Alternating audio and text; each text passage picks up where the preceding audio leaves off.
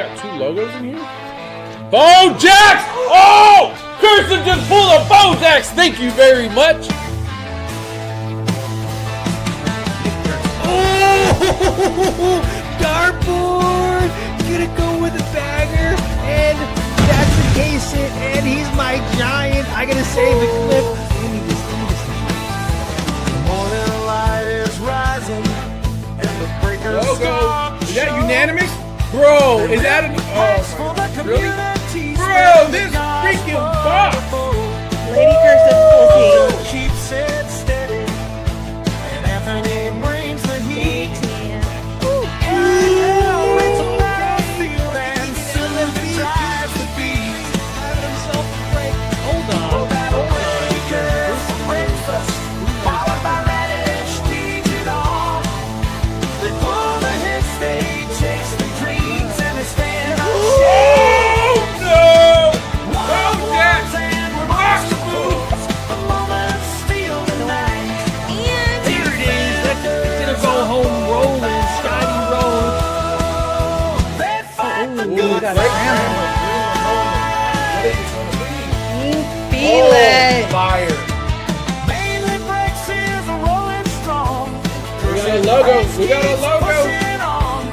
Big Poppy! Still logo! There you go! Harry Golden Bullet Ice logo. Oh wow, 185. 185 Ice logo. Who could this be? Cruise Control on the Ice logo. Look at that car.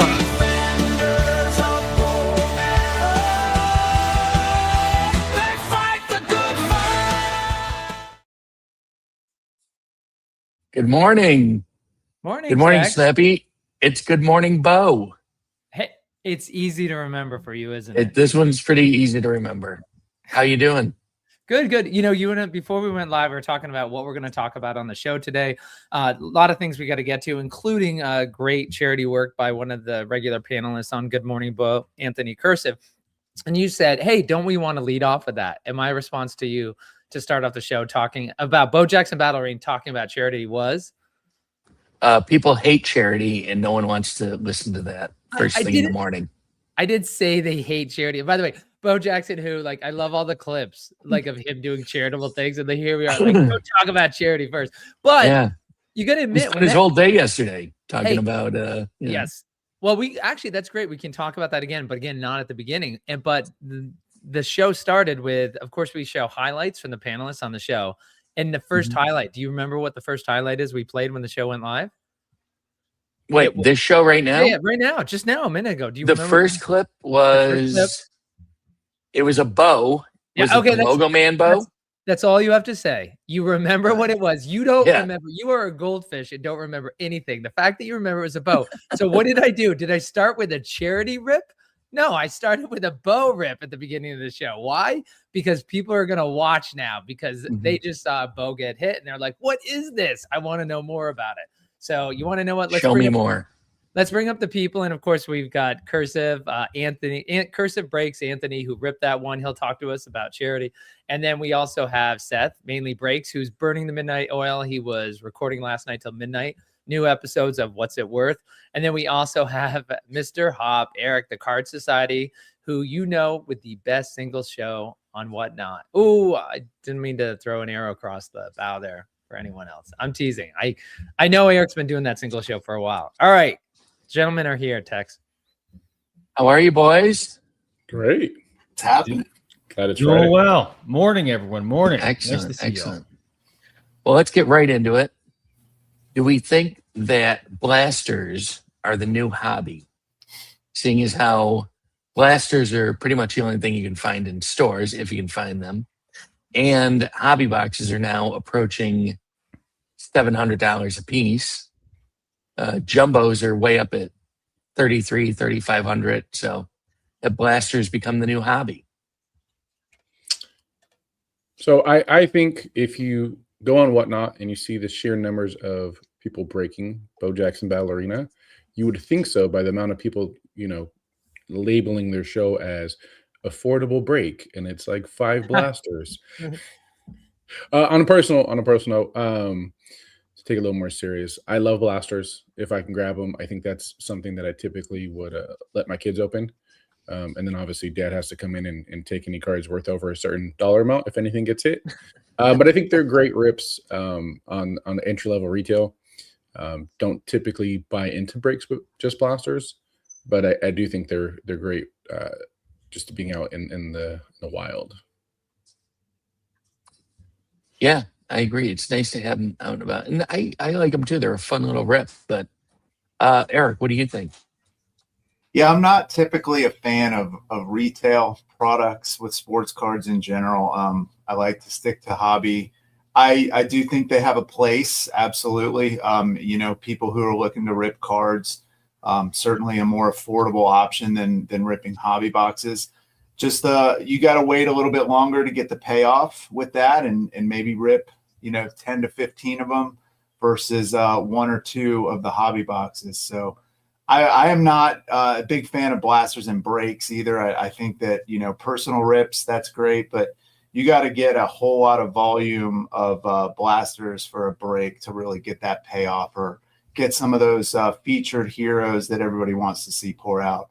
And also Card Shark Sniper, I want a rematch. I'm still bitter about that loss. Let's play today, baby. I got my deck. Let's roll. The gauntlet has been thrown down. Yeah. What would, for newer members to the Bo Jackson Battle Arena community? Sorry guys, I was going through the comments. You might have mentioned it, but can we just address that one break that took place? What was it? Was it one blaster and it was a hero break? A single hero blaster break. Yep. Single hero blaster. Good money. Is that a real thing? Anthony, can you Seth, did you not hear about it, Seth? I don't recall. No. When was that? So Anthony, can you explain what a single hero blaster break is? So I think it was almost about a month ago now. A random person on Whatnot that typically doesn't do boba got a single blaster, 6 packs, and did a single hero. I believe it was a random hero break. So single hero means every single person in the set gets a spot. So it was 134 spots. They opened 6 packs, which would have, 36 actual heroes would have been ripped there. And some of the spots were going for like $5, $6, $7. Obviously, most of them for $1 or $2. But those odds just aren't what we, typically would want to see on the buyer or the breaker end. But it was a good topic of conversation that day and for at least a few days after. And I think even Frenchie came and commented on that. Is that typically not what he would like to see on a break? So. I generally like to believe the good in people, but that just kind of sounds deceptive. Like when you're creating a hero break and you know that you only have 6 packs and you're going to have 130 odd spots, that just leaves a bad taste in my mouth. That's to put it nicely. Doesn't make sense either, because you got to ship packages to everyone who buys a spot. So why do you want to even go through the exercise of shipping over 100 empty envelopes to people? Also true. Just a lot of ways. I want to know who are the people that bought into this. And thought this was a good break to get into. Not B-Jams. Whatnot. Yeah, definitely not B-Jams. Yeah, but you want to know what's funny? It's kind of like a car wreck, guys. We can say like, oh, it shouldn't be done. It's deceptive, or you're not going to get anything. But look at this, B-Jams. One of the biggest members of the community goes, I saw that break. You're missing the point, right? He saw it and he watched it, which is crazy. Yeah. But there is a little car wreck element to it, right? Now, do you think B-Jams would watch 5 of these in his lifetime? No, but he'll watch 1. Well, maybe that was his goal, to the absurdity and get people eyes on his channel. I don't know. I'm going back to what I said. That's kind of ridiculous, and I hope I never see it again. Is this guy still an active breaker? Do we know? I haven't seen him do another Bo Jackson break, but I believe he does do other sports cards. Interesting. So blasters are like this weirdly polarizing thing. I feel like those who hit anything halfway decent are the champions for blasters. And if someone's ripped, let's say, half a case and really didn't get anything that they thought was worthwhile, for them, it stinks. And I think they get an unfair rap because of that, because I think Elevate Wrestling, shout out to my boy. That's actually my brother Kyle. He said they have the headlines, and that's the only product you can get them. And headlines it's a great looking insert. And I think I like to add a blaster or two to my breaks, not necessarily for the monster hits that are at a retail because they're not as many as hobby, obviously, but just to get the mix of the headlines because people do like collecting those. Good looking card, and they're fun to have a part of your break. Yeah, definitely. It's very good. And by the way, Tex, one question I had for yeah. Eric, he said he doesn't like to pull retail product. But Eric, let me ask you this personally for yourself. Do you like to pull it for yourself? You don't like to, understandably, why you don't pull it for your breaks. But for you, if you walk into Dick's, you see the blaster, do you feel compelled to buy it? Or because you've ripped so much product, you're just like, listen, I'm used to straight heroin. I can't use this like diluted heroin. Yeah, I need it. I need it injected into my veins. I need the payoff. If I'm going to go for that, the rip, if I want to scratch the itch, I'm going to spend the extra money. I'm going to get a booster box or a hobby box, one of the two. I feel like an alpha update, the collector booster box was sort of in the middle of a retail and a hobby product. It was like a hybrid, a little more affordable than a hobby. And I understand not everyone can lay down $700 for a hobby box nowadays. But that's where the pre-orders come in, right? Make sure you get involved with those pre-sales so that you get those hobby boxes early. Or for you old school guys who have the geeks, being able to get those allocations is important. But for me, I would much rather spend the extra money, get a hobby box, have that guaranteed auto, know that I'm going to at least see one more featured, maybe 3 or 4, versus, spending $200 on 4 blasters. And you might end up with just a few headliners and that's kind of it. So that's my take on it. Hey, so and 2 quick notes. So I was going to say, so we did have a case break of blasters and update from a newer streamer, and they hit the Midas, I believe, Midas 1 of 1 super. So wow. I think if it's like a case break, it's 32 Wow. blasters. All right. I might get in a 32 blaster break. Right. But to correct Eric real quick. So I was on the assumption as well. In a hobby box, there is not a second guaranteed featured hero. It is guaranteed not guaranteed. It is on average that there's a second one. So I've broken hobby boxes that have just the auto and then no other featured heroes. It is not guaranteed. Now, in that box, I did pull a pink Hex 1 of 1 of a base hero, so no complaints. But I did learn that because it was like, hey, guys, I did go to the team and say, hey, I didn't get a second one. And they're like, it's on average. So most do, but it's not necessarily guaranteed. Well, we just saw your highlights. You pulled 2 Bojacks and a Fire Lino in the same week. That's surpassed my whole month. Right. Well, we're talking. Somebody made the post the other day and was like, "What would you rather have if it was $500 MSRP, $5 hobby, 5 double megas, or 10 blasters?" And wait, hold on, Cursive. I wasn't following that. What's the question again? Somebody made a post and it was like, "What would you rather have if it was around MSRP? Would you have 1 $500 hobby, 5 $100 double megas, or 10 $50 blasters?" And I might have leaned double megas before my recent breaks, but my hobbies recently have been ridiculous. So I'm on the hobby side. By the way, we've got Cody saying, love ripping retail with my kids. They feel like it's a big deal, which is a great point. Again, Bojacks and Battle Arena will never be the cheapest product. It'll be the best value. It's definitely accessible. It's not going to be your elite tops product that people can't get. But conversely, it's not in the bargain bin. It's just great value, but it's accessible for the kids. He said they feel like it's a big deal. 1 out of 50 Tigre Ice Auto pulled out of a blaster by my 12-year-old. SKUs for everyone, which is great. Tex, of course, Anthony's sitting there talking about the hobby boxes, and there was talk before the Griffey set that there would either be a guaranteed auto or a case hit. And so they originally, that's what was going to be in there. And so something's happened, and it's now a guaranteed auto and a case hit sometimes. So Tex, what do you think about that going forward to the future, though, if they change that where the hobby box is no longer a guaranteed auto, but it might be a case hit instead? Would you be excited at that, disappointed, indifferent? I think initially I'd be a little disappointed because I think everybody likes to pull an auto. Everybody likes to know that, it's an expensive product, or at least, maybe not so much at release, but, we know this is a hard product to find. It's a hard product to keep in stock. It sells immediately. And, the prices on secondary go up exponentially. So, but I think, if you're going to spend serious money on it, I think, at least knowing you have a shot at recouping, at least a majority of your money hitting that auto is pretty good. Where I don't think, like, case hits bring nice money, but there's definitely a difference between, a case hit and an auto. I think people always look to the, auto first before they, look at that case hit.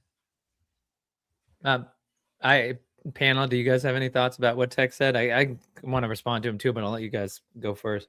So Tex, I agree with you a little bit. I think the sentiment has shifted. So I remember and Alpha and Alpha Update, the consensus and feel of the community was people preferred for instance, an orange battle foil as opposed to the fire auto.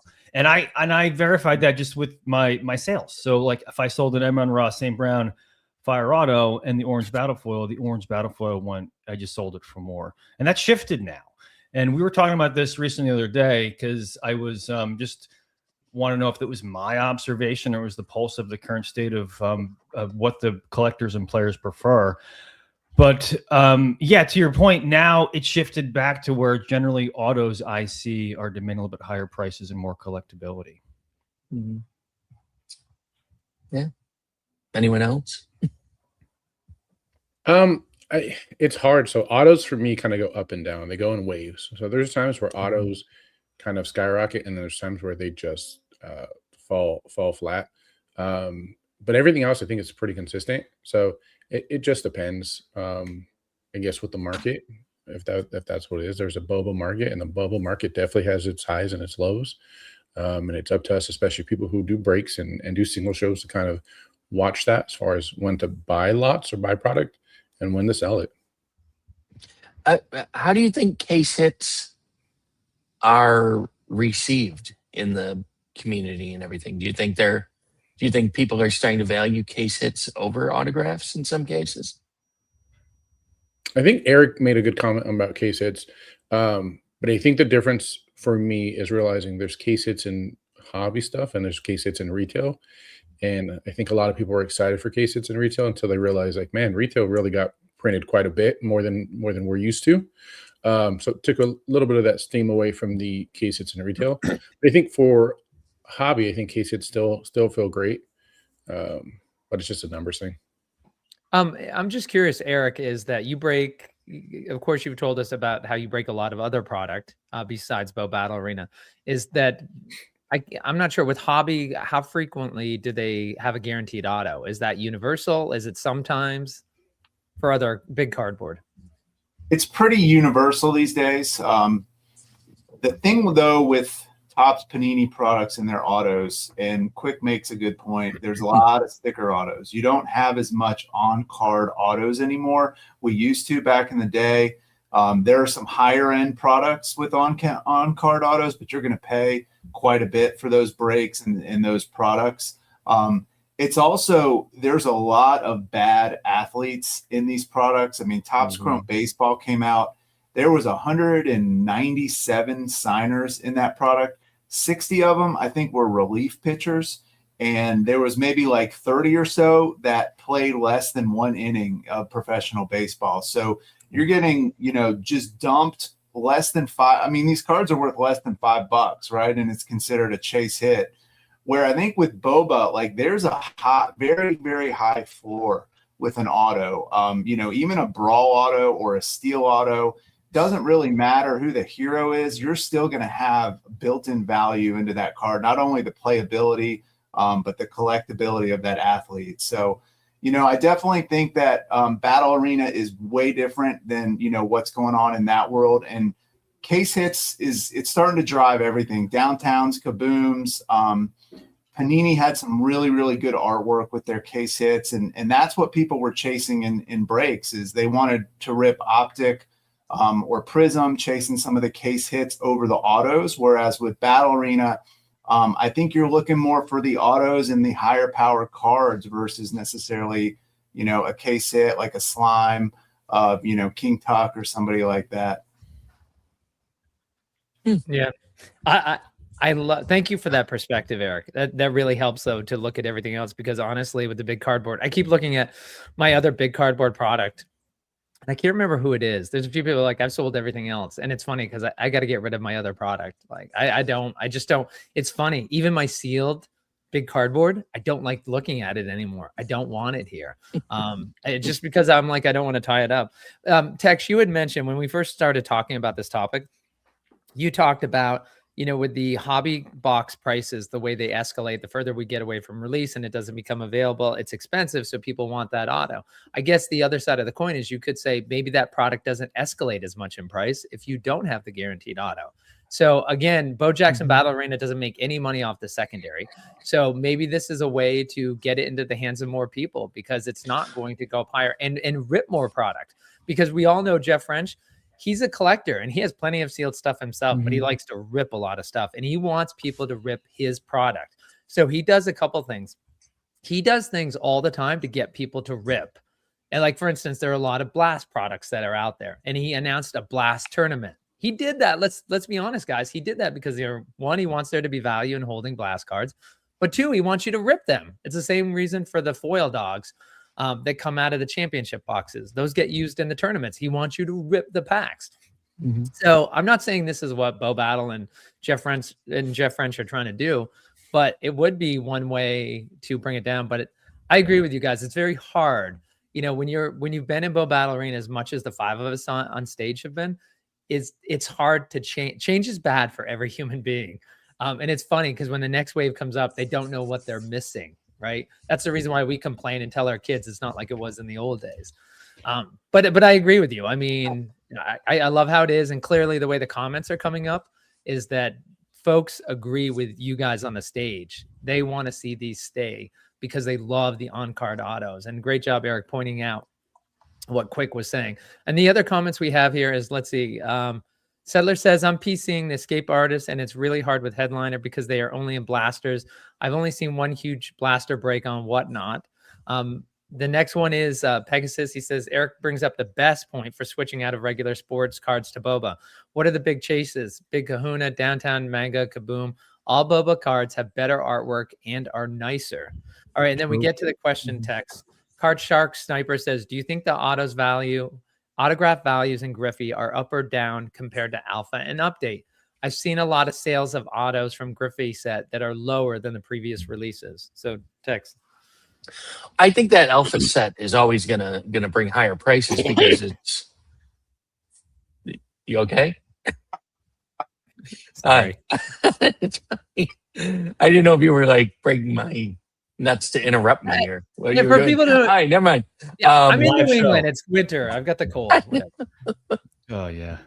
So what was I saying? I think that you Alpha got me update off my auto. train of thought completely. Auto comparisons. Griffey. That's between now and then.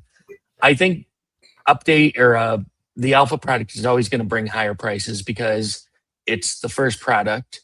It's more the print run was a little smaller than even the Griffey print run. And, it's the first edition of everything. So I think those autos are always going to bring a premium. What do you guys think?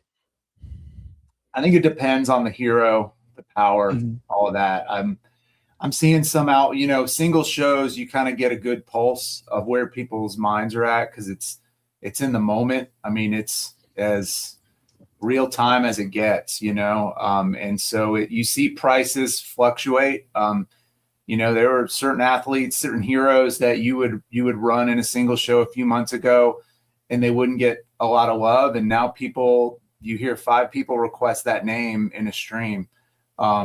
More people looking for brawls, more people looking for linos, more people looking for blasts now. A lot of the national tournament announcements, I think, impacted what people are chasing as well. But with Griffey, there's still a lot of newness to it. So some of those cards haven't all been discovered. And so you're pulling singles out that don't have comps, or you're pulling singles out that people haven't even seen before. So there's still a lot of excitement around the pricing of that. And I think over time, some of that will drop and will even out towards alpha update. But there's some alpha update cards that you just don't see pop up too often. And I think to Tex's point, when those do pop up, people will clamor after them because they know how much more rare they are than the Griffey set stuff. Mm-hmm.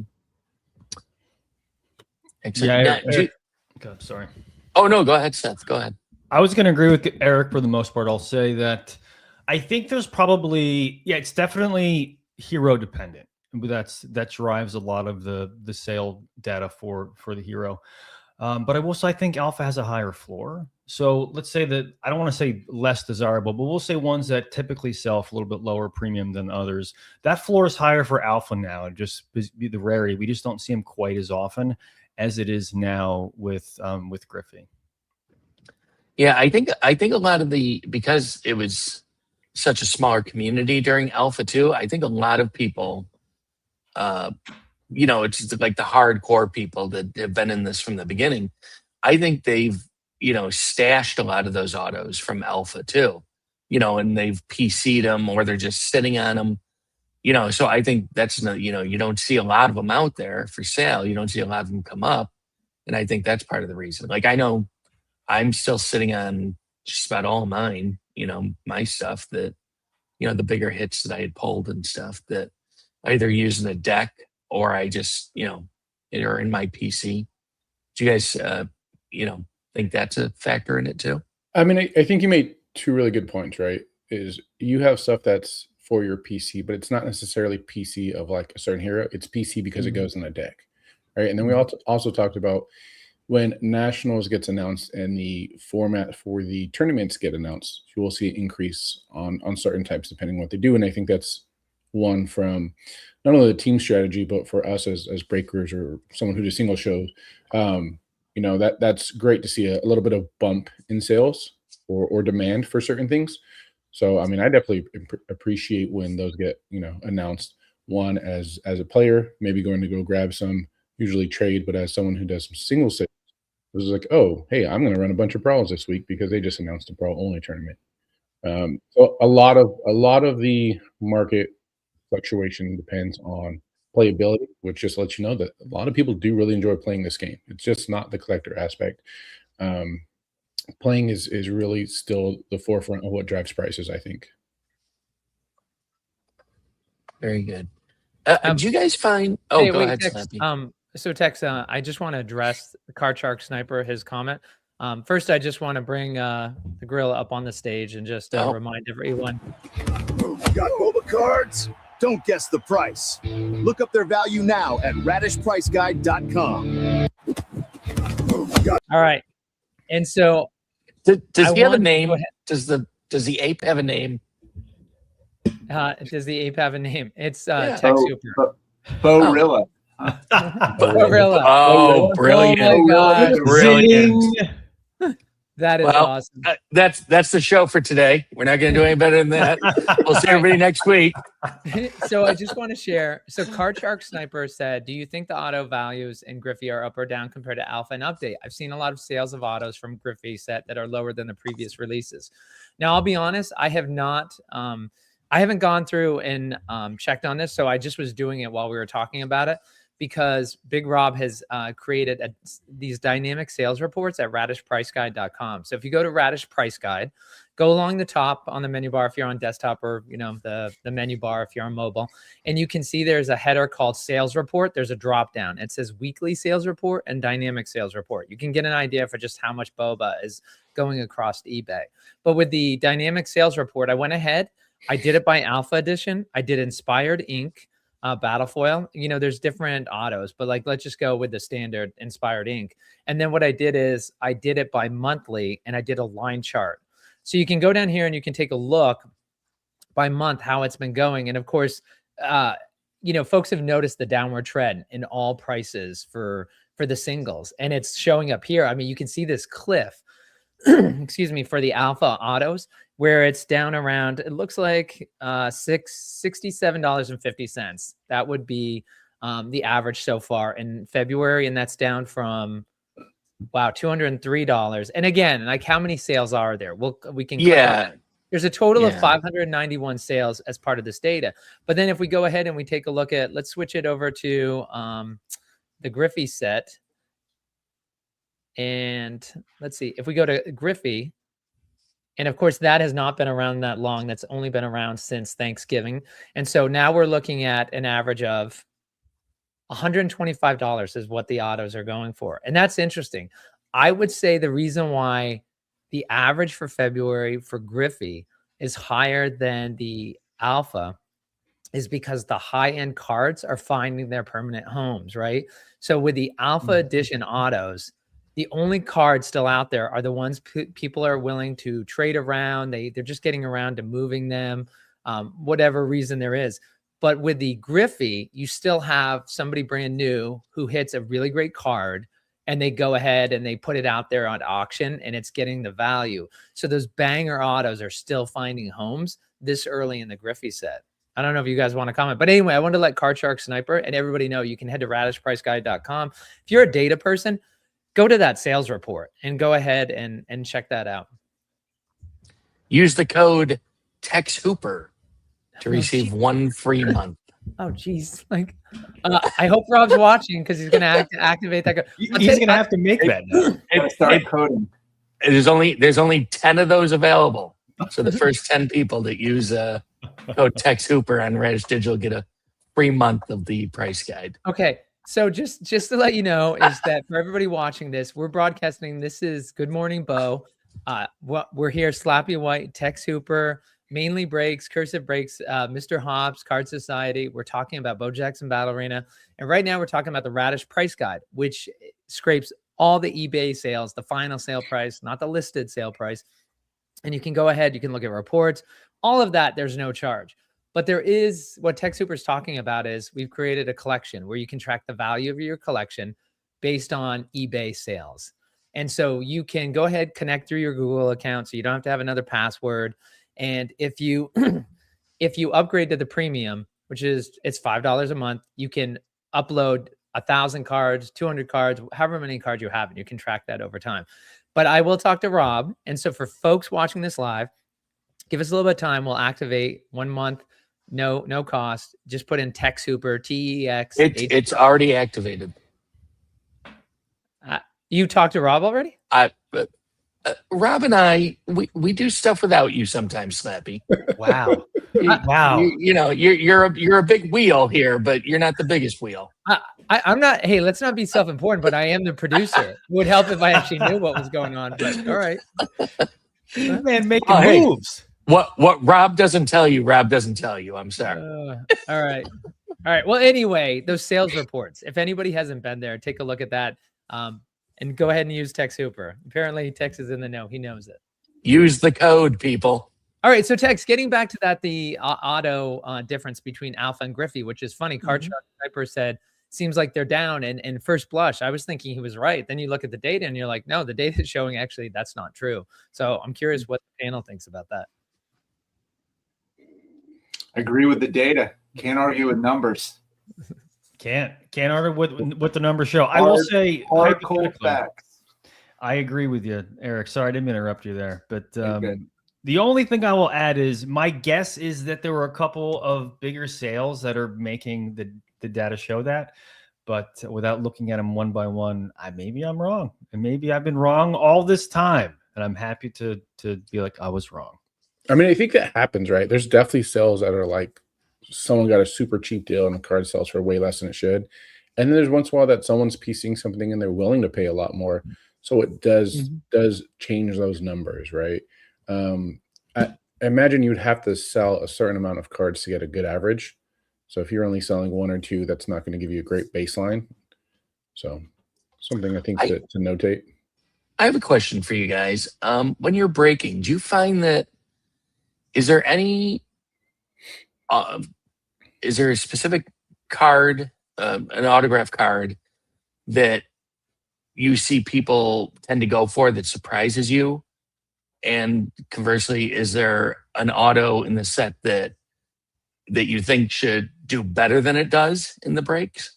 So I'll mention something and I'll touch base on two things real quick. So something that I've noticed from my wife as well is that people will go after autos that are really nice looking autos. They'll have like a premium, be like, oh, like this person took their time. This is a beautiful looking auto. Dennis Eckersley is one of them in this set.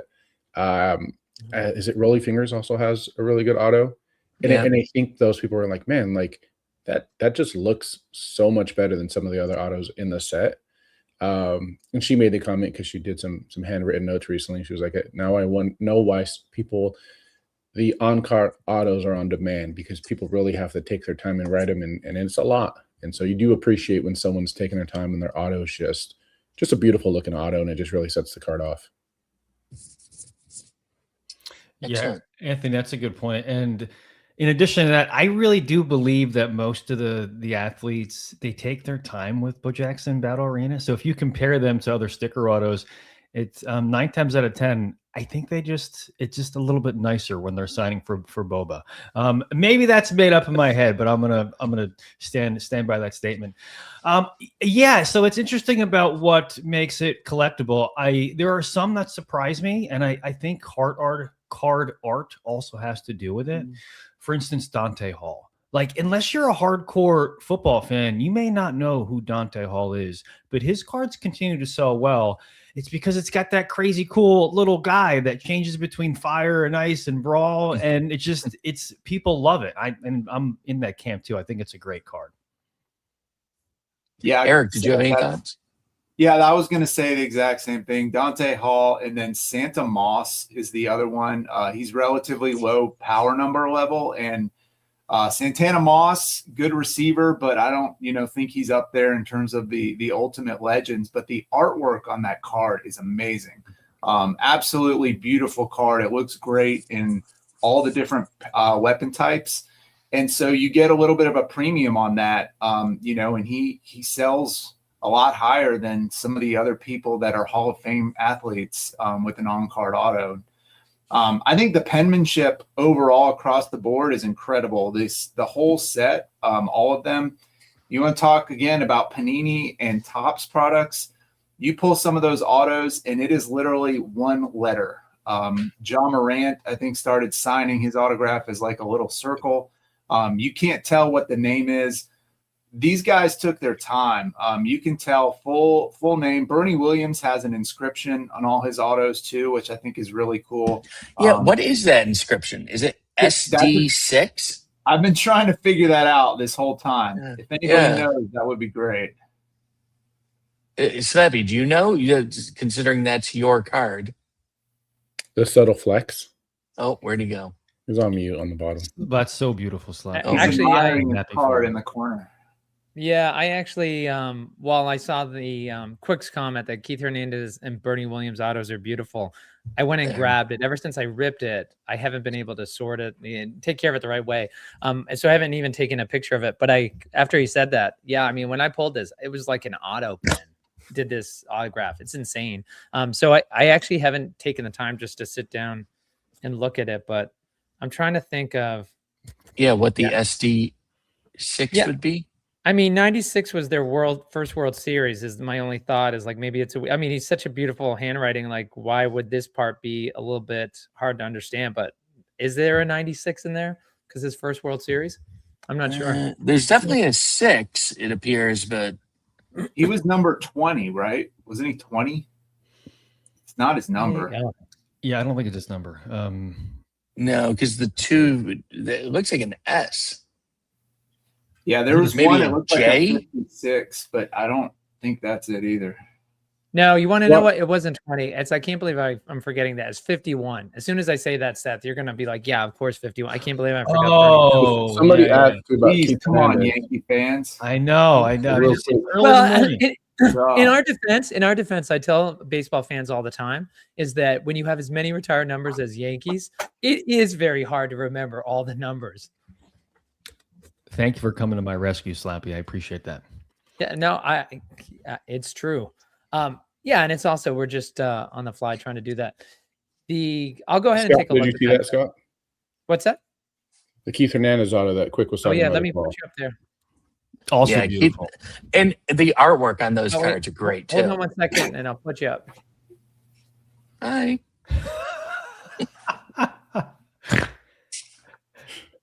Yeah, So look at that. around, It looks like he put it like he had it under on a a. roller, right? Yeah. Oh my gosh, Yeah, so good. Beautiful. that man Beautiful. signed a time or two. Yeah. It's my fault. Is there an autograph? Somebody, is there a signer you guys Hey, think and has a Anthony, can you hold spectacular it in autograph front that of me? isn't in Griffey or that hasn't been You in want Bo me to Jackson convert? yet? Hold on, let me see real quick. Give me 2 seconds. Tex, I didn't catch that question. I was just, is there an autograph signer that's not in Bo Jackson that you would like to see in Bo Jackson that has a beautiful signature? Like I think of Scottie Pippen. I love Scottie Pippen's signature. It's a great signature. It's pretty much exactly the same every time. It's changed very little over the years. Is there anything like that you guys can think of off the top of your head? That's a really good question. I'm trying to think of some autos. Oh, Jordan. Nothing better than Jordan's a good. Jordan auto. yeah. True. Wishful thinking, but maybe Gretzky too has a nice auto. Griffey Yeah. has one of the best, I think, ever. Putting that in there was huge. Griffey's auto is Oh. insane. It's like, Oh yeah. Mm-hmm. Do you know who I really like for modern players? I think he's been pretty consistent. I also like him as a player and hero. I've always liked Bryce Harper's. So because he hasn't, he's still, it's maybe a little bit shortened a little bit over the years, but not to the point where it's just like his initials. So I still really like it, and I like Bryce. So maybe Bryce, I'd say. Hey, Tex, did you hit that comment from Card Shark Sniper where he said, I think sometimes Whatnot also changes how autos are looked at. Do you think that a single show sell on Whatnot changes how much people will pay from a single from eBay? And he said not just autos, but all cards. So I think what Card Shark's trying to get at is in terms of the valuation that you'll pay. I know that like I saw a unanimous Sandman going on Big U's break, and I can't remember where it settled. It was a banger, but it was like $200-300, $330 maybe. And it's funny because when we were recording what's it worth, Bo Jackson Battle Arena, we had a unanimous Sandman that came up, and I'm trying to think, maybe it was Coliseum, but Power 180. I mean, it's the greatest reliever to ever live. It's Yankees, which there are fans everywhere, Power 180. And, you know, the panel had to say it's a $115 card. And the reality is there was a sale that just took place this week with 25 bids, and it came in at $112. So it's not like it was a steal and nobody was watching it. I mean, it makes me sick to think that the Sandman is only getting 112 after 20 bids. So, you know, sometimes with Whatnot is that people are excited and it's the thrill of live bidding, right? The person's in the chat with you. Whereas when you're on eBay, you're just checking your computer to see if you've been, you know, your max bid. So I guess, Seth, you were nodding your head. What are your thoughts about what Card Shark said? No, I appreciate Braz bringing that up. And I've thought about this a lot, and I have, here's my take on it. I think over time, we're going to see it flip again. I think people don't really understand the rarity of some of these cards that they're paying those amounts for. For instance, here's a good example. Like we all know the Grillin' and Chillin' featured. They're like way too low. I think it doesn't matter who it is. You know, they're up 25, right? So that's, I agree with that. That's half the amount of a Fire and Ice auto. Now you can't. There's in no world where you think there's a Mariano Rivera Grillin' that sold as high as a Mariano Rivera Fire auto. So as we get more people that are newer and they understand the rarity and the collectability, and yeah, Cursive, I'm with you. There is playability there too with those power numbers. That gap's gonna tighten up, and I think at some point it'll surpass it. When, I don't know. There's my hot take.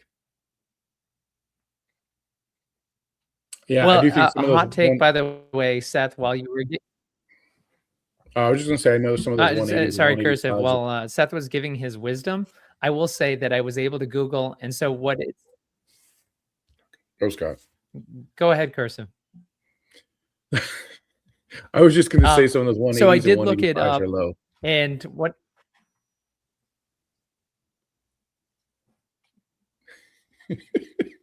What's happened? There's I a believe little us. lag on Scott, I think. Freddie Freeman does have a great autograph. Yeah, that's a So good does point. Randy Thank you. Johnson. Yeah, Hey, Randy look up, Johnson's great too. Look up Richard Petty's auto. That thing's insane. Yeah, his son Kyle Petty too. That'd be Oh, it's Went his to the son? same autograph. Yeah, it's all loopy Yeah. and big, just like Richard's. Like yeah, calligraphy. yeah. Daryl Waltrip. Speaking of NASCAR, Daryl Waltrip and Dale Earnhardt Sr. both have very nice autographs too. Tony Stewart does a pretty nice autograph too. It's all these NASCAR guys with their signatures. Yeah. I think Scott was getting to this, hey, and text, I just got to it. Yeah. I think Slappy's sorry, having go internet ahead. You problems. can bring it up. Yeah, I sent a text message out and I ended up doing a Google search, but the Bernie Williams inscription is SDG, and it stands for in Spanish, "Glory to God." So SDG is what that inscription is. Scott, is that what you were? Is that what you were going for too here? It was. That's what I was going to mention. I think that, by the way, I'm not having internet issues. I literally, what we did last week, we asked the folks on this panel to share with us their hits from the past week. So I literally had, because Seth couldn't control himself, like the cards he received or he picked up on eBay. There were so many. I literally had like 20 tabs open, and I think that was too much running the stream off my computer and then bogging down your computer. Yeah. So just to let you know, there will be no highlights of your hits this week, guys. We'll bring it up next week. I'll put it in a compressed format. You ruined it, Seth. You ruined it. I take responsibility. It's fine. Let me just ask you this. I closed all the tabs. Am I freezing anymore? No, you're good now. Yeah, you're good. So, yeah. This is the group that is buying everything on eBay from you. This is the group that's buying that unanimous Sandman at 113. But yes, I just want to say, it wasn't my fault that the awkward dance we just did. It was Scott opening too many tabs on Google. Yeah. And in the comments, there's the translation. There it is, Pegasus. Thank you. Thank you for letting us know. All right. Well, so speaking of, if we're going to talk about glory to God, that's a great segue to go into cursive text. Yeah, cursive. You held a was it last Saturday? You held a charity break for a charity that's near and dear to you and your wife. Yes. And, did tell us about it. A massive charity break on Sunday, the morning that I flew back from the Columbia Regional. My wife is working for Youth for Christ for the greater Cleveland area. And during the stream, she kind of talked about it a little more. They have a few different sections that they do. You know, some go into the school system, some go into kind of the juvenile system, but it's all youth based. And what's really cool about it is that's not necessarily 100% like religion based. It's kids are at the front of everything that they do. And so she has a goal for fundraising for every employee has. And we're able to donate $6,000 on behalf of her. So it's coming in from On Carded with Cursive, I think her company technically name is. So that was then given to her, and then she put that in her. So $6,000 to Youth for Christ Cleveland, based on a essentially hobby case break that we did, and we pulled some bangers. So that was massive too. She had fun and she got on camera for the first time, and so that was really cool. And we saw her at the beginning of the show. Yes, we did. I was in that break, and yesterday I received my card, and I received a beautiful greeting card from Lady Cursive with a nice little note in it, and thanked me and telling me a little about the charity. And so thank you for that. I appreciate it. It's a very nice touch. Yeah, I did not get a card or get taken to dinner. So my time was also donated free of service. I'll send you a picture of the card so you can at least know what it looks like. I know. I was like sad. I was like, do I not get a thank you? I mean, I feel like I put some stuff into this.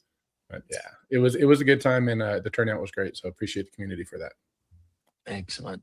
Anthony, I just want to say real quick, I think that's really amazing that you've done that. You did that. And it ties back to what a wonderful community we have here for Bo Jackson Battle Arena. So I mean, I hear this for all the new people that come in. They come in and they're really surprised that everyone's so kind and generous, and they all help each other out. And that's really the case. And I say people come for the cards and stay for the community, which is the people that are up here and that we get to break with. And it's absolutely true. So bravo. Well done. Yeah, great job. I think we touched on this maybe, I don't know, a month or so ago, but we know, we still got a little ways to go before Tecmo comes out. How are you guys? But not long enough before the pre-sale. Sorry, go ahead. Do we know when the pre-sale is? No, my point is just we're okay. gonna have to pay the piper before Oh, April. yes. Start Get saving those them credit pennies. cards ready. Yeah. But how are you guys finding product? Are you finding it harder to find product? I mean, I know it's always hard to find product, but how's it going? And we know, there's some big, Bazooka's a big breaker. They break a lot of product. Hobby Club obviously breaks a lot of product. Are you finding it harder and harder to find sealed product of hobby? I will say blasters? hobbies have broken the $700 mark. There have been sales on eBay for a Griffey hobby box at $700, including fees and everything like that. Those are definitely $700+ boxes now. So I don't know when we said that was going to happen, but I think it's sooner than what we said because they're already there. Yeah, I think they're even. It is dry as the desert. I mean, you see them pop up every now and then, and they're gone pretty quickly if they're under 700. But most people doing breaks probably got their product a long time ago. Okay, so that's kind of what I was getting at. Do you guys have enough product to be able to get through to Tecmo? I know I do, but I do see some other breakers that aren't on the panel that have been in Facebook recently and been in Discord that are like, hey, like buying sealed product right now. So I know some people are going to be struggling with it. I think February is going to stay pretty consistent, but coming March, I just talked to Big U the other day, and he's projecting that March is going to be a real struggle for some breakers with product. And so anyone that's kind of has product sitting to fill all the way to April might be sitting alone for a little bit, or at least, thinned out. Unless we see a bunch of blaster breaks, that could happen. Do you think we see prices kind of spike in the next month, like get up to maybe close to $1,000 for a hobby? Yeah, I'm already on record saying we eclipsed the 1,000 mark, and I stand by that statement. So most of the breakers I know that I connect with, we tried to buy as much as we could early on to kind of get us there. It's going to be close. I might make it by the skin of my teeth, but to answer your question, Tex, anything that I've been buying, it's been through other contacts, so people just I know within the community. And having said that, I am a smaller stream, and I do smaller breaks, so I don't need quite as much as even like Eric. Eric runs breaks much bigger than I do typically. So a lot of the bigger breaks, I don't need nearly as much as product as they would need. Gotcha. All right, Eric, you said you think it's going to be a struggle to get through to Tecmo, or? Oh yeah. If we're talking 2 months until Tecmo, yeah, if people didn't have product before, you're going to see a lot less breaks. I think you'll see more double megas and blasters and breaks versus hobby boxes. But yeah, I think there's still people bought a lot at the beginning, and then some people get allocations, so there's that too. But there's not much to be found on the open market. Are blasters and double megas still showing up in retail? Or has that pretty much been depleted? I haven't seen double megas at all. I know that the blasters we're getting out, but the double megas I think are pretty much dried up. So there's these a blasters lot at Dick's. So several Dick's have a good amount of blasters in store. Do you guys remember when the team was saying, I don't think this is going to sell out that quick with the blasters through Star City? And then in no time, D-Gen's going to D-Gen that are Bo Jackson Battle Arena community. And they bought up that stuff as fast as it was loaded. It was incredible. Slappy, how many do you have sitting in your cart right now? No, what I did is I wanted to show the people watching that the max you can buy is 16. So I pushed it up to 16. So the most you can spend is about $750 if you want to, but you can just go back and order. another one.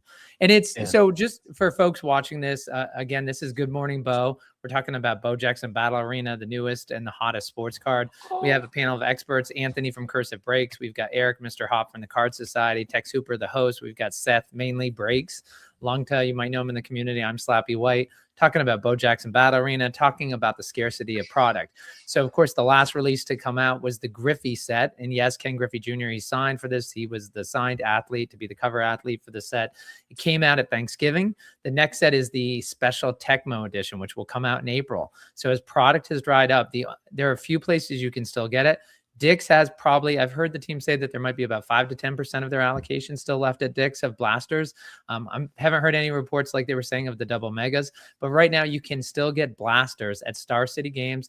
I'll put the URL in the chat right now. But what happened is there was a sale on Wednesday where they ended up, there was a sale on Wednesday where they loaded all this product and they offered half of it at $45. Now, there was no MSRP for this product. And that's one thing to be clear. The team did not set an MSRP like they did on previous sets. People refer to that all the time because it's a generally accepted price, but that's not accurate. It's just kind of what we think it should be, or it's what Dick's and Target are doing. So we just accept that as the MSRP. So Dick's has the blasters at $39.99.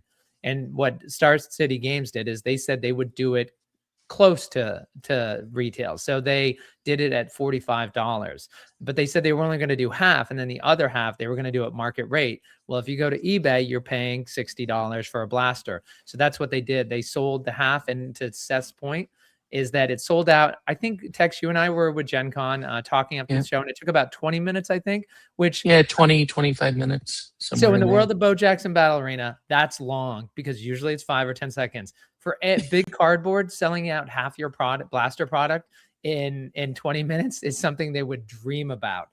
But so, Tex, I'm curious what the panel thinks about these. The blaster boxes are the only one that haven't done the Golden Cross, where the 30-day moves above the 90-day average. So the blasters are still lagging behind. And again, $60 is 50% above where you could get it at Dick's if you can find it at Dick's. So understandable why it hasn't appreciated more in value. You've got the Alpha Update blasters that are selling now every couple of days for $100. And this is still at 60. So I'm curious, when do we think this Griffey blaster inventory sells out of Star City Games at $60 a piece? I don't know. It'll go next couple weeks. Somebody will buy a lot of them and do a 64 blaster break. Is that going to be you, Eric? You going to buy multiple accounts? I'll let you know how I feel. With authority, he said that. Yeah, that was a big no. Well, he was clear on his thoughts about having them in a break earlier.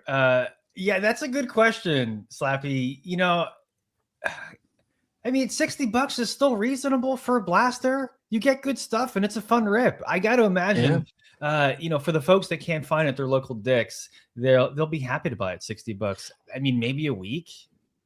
That's my guess. And that's Dick's Sporting Goods. Thank you. Clarify. We'll say little DSG. Yeah, there we go. Perfect. The YouTube algorithm. So if you guys haven't checked, sir, I was going to say real quick, SCG actually shipped their product out. So anyone that got the hobbies and lucky enough to get a jumbo, I just checked while we're live, and it actually shipped, and I'll be getting my stuff tomorrow. So excited. Well, and for people who are watching us live on Friday, February 6th, just to let you know, after what Cursive said, I also checked, and none of my product has shipped, my jumbo or my blasters. So if you're like Cursive, that's a shame, who has a horseshoe stuck up his butt, then you're going to get your product. If you're me, then you're not getting your product. So still awaiting fulfillment. So Seth, I think Quick is blowing up your spot in the comments here, but what is this about you buying hobby boxes at a gas station? Yeah, true story. So reminder, Quick and I, we went to high school together. I've known him for a long time. Anyway, so he's literally been calling people across the country trying to find product. And it so happened there was someone that I met him at a card show. He told me he wasn't getting any. I'm like, fine, whatever. He wound up getting some. Quick let me know. Turns out the dude lives in the same town. I met him at the gas station, at the dumpster, cash in hand, and me and Quick got a handful of boxes. So it's true. A handful of what? Hobby boxes. Okay. Not a head. Keep the mind out of the gutter, folks. Okay. I know we were talking earlier, but no, we got 3 Slabby, hobby you usually yell at me for stuff like that. He set it up. So by the dumpster. I mean, geez. I tee that up right for you. Yeah. Real sketch. Yeah. That's your new name, actually. Yeah, that's great. Oh, that's too funny. I think we've pretty much peaked. We've reached an hour. This has been a great show. I want to thank everybody for being here. It's been another great Good Morning Bo. Thank you, Slappy. This has been Radish Digital. Wait, hold on. But before we go, Yeah, I'm getting to it. All right. When is everybody, Seth, when is your next break? Yeah, unfortunately, I got to leave town for the weekend, so I'm not going to be able to do my Super Bowl show. But we'll be back next Sunday, 6:37 p.m. Eastern Standard Time. We're going to have some fun. Join us. Excellent. Eric, what do you have coming up? Yeah, tomorrow morning, same time, 9:30 Eastern, single show. You can get some low end, get some high end, fill your deck needs out. Have a good time. It's a great, just everyone wakes up, hangs out, talks boba. Even if you're not buying anything, just jump in the comments and let's talk sports. Let's talk Battle Arena and hang out for about an hour or so. Perfect. Cursive, what do you got on tap? Yeah, so I'm sticking to the regular schedule of this Monday morning break, power break, going over some news and stuff. So realized I called it, Monday morning and then was going at 2 p.m. So we're going to adjust it a little bit and do it at like 9:30 a.m. to make sure that it is actually a morning show. But it's been great. I've done 2. The first one, we did a Pink Hex 101, and the second show, we pulled the Bojack. So trying to keep that luck going. So if you guys are up early on Monday, come hang out. It's morning somewhere at 2 p.m. There you go. True. Giving West Coast some love. Slappy, does that cover it? I believe it does. Other than we want to thank Claudiac for hopping in, and Claudiac says, "I thought Bo Burnham will be on here because of the title. What did I walk into Kings?" So I had to look up. Tex, do you know who Bo Burnham is? I do. He's a comedian. Yes. So he'll be on next week. Excellent. Can't wait. His price guide. We get him there. Yeah. With Bo Gorilla. Yeah. Hey, and so you want to know what? I like that idea. I got to get a poll up at radishdigital.com. I think somebody on the stage mentioned it, but we're going to give Julio the credit for Bo Rilla and Bo Congo. And then we're going to give Bo Grilla, I think might have been Aaron. Eric gets the credit. Eric said it. Yeah. No, that's what I Eric said. So this brings me around. We have to give credit to the guys, the audience first. If an audience parrots Eric, I'm going to give the audience member the credit. And that's the most important person we want to thank, because thank you for subscribing to Radish Digital on YouTube. If you want content like this, make sure you go and check all the other shows. We're actually doing 3 shows a week about Bo Jackson Battle Arena. So you definitely want to catch all the content that's going on. So that's 3 regular shows in addition to What's It Worth, which drops all the time. Eric said it. Eric said it. I think we need to go back and sync up the time No, code exactly. between I'm the with chat you. and You got to get. see who said it first. We are the viewers are the show. I'm with you, Slappy. That's a smart move. I would Eric, agree. we give Eric enough love. I mean, we just sit here and open it. Where's my jumbo for that? Yeah. Not coming for me. Hi, everybody. It's been a great show. Thank you, and we'll see you all next week.